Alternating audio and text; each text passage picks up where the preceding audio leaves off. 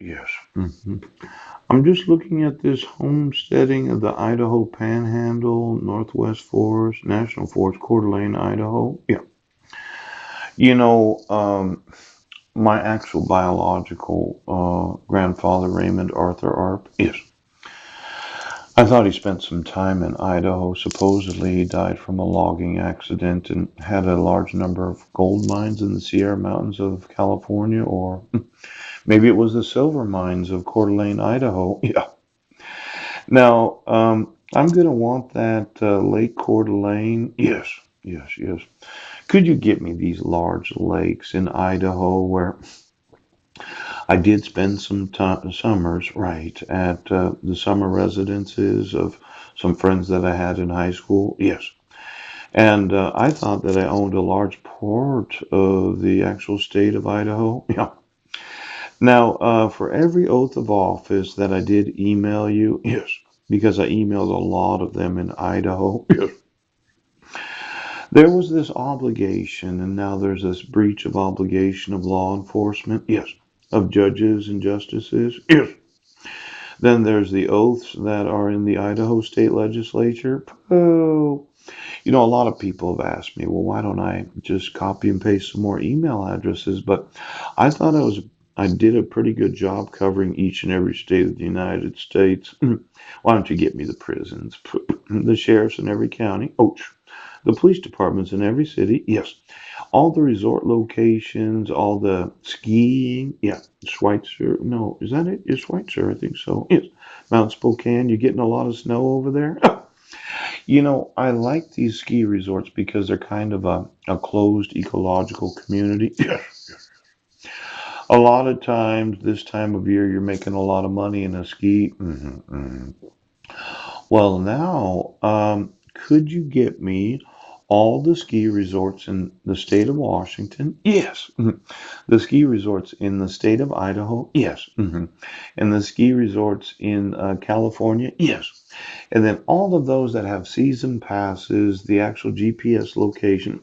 See, I'm one of these that when I go to a clothing bank, yes, I would have liked to had my own money so that I could have a large number of ski resorts for myself. And then just give me all the employees that happen to be ski bunnies.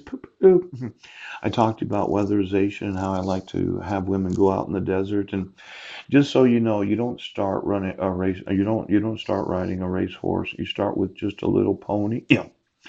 But then there's the Budweiser horses, the Heidelbergs. Yes, I was wanting to make some of those broadbacks for those that need to kind of have their legs stretched. Yes. But let's say you want to white yourself. You have all that pigment in your physical body, and you thought, well, why don't I move from the desert to a ski resort and wear a snowsuit every day without anything on underneath it? Oh, I wanted to own a large number of ski resorts in the United States. Crystal Mountain, Snoqualmie Pass. So get me every employee of all the ski resorts in every state of the United States, all the places you can snowboard, where you can toboggan, and then get me their actual email addresses, their telephone numbers, the lexicon of their actual ancestors, yes, and all of those that thought, well, my great grandfather did homestead in whatever state of the United States, and you thought all that money trust fund baby was what was enabling you to do all that skiing. Now, won't you be, woe is me, you're blessed. You're an employer of the ownership of every ski resort of the United States. Get me the stockholders, the private placements, the actual revenue, the income, and the expenses. Get me the water supply, the electricity use. Get me your sewer and garbage. See, the thought was now that I could put in some improvements to these ski resorts. Yes, I could reuse the water. Yes, I would squeeze out all the actual defecation of those that had used the restrooms. Yes, I'd use a water purification system. Yes, he would. Yes, he would. And then I'd take all of that, I'd put it in an incinerator with all that garbage that ski resorts make. Yes, he would. I'd convert it to electricity and add it to the actual power grid.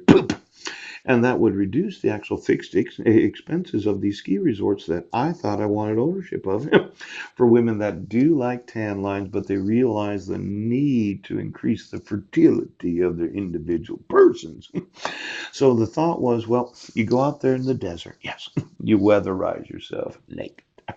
Then you go to a ski resort, and instead of doing a reverse process of the removal of a quarter inch each day from your wrists, your ankles, and your belt, you just wear a snowsuit for approximately 30 to 52 days. When you get done skiing, you have absolutely no pigment. There's no tan at all. You're absolutely white. All of it gets internalized into your fertility as a woman. And I myself then would make a baby with you, or I would do the weatherization process again and give yourself some tan lines. Now, a lot of women, they ask me, yes, I did. They ask me. I got 'em.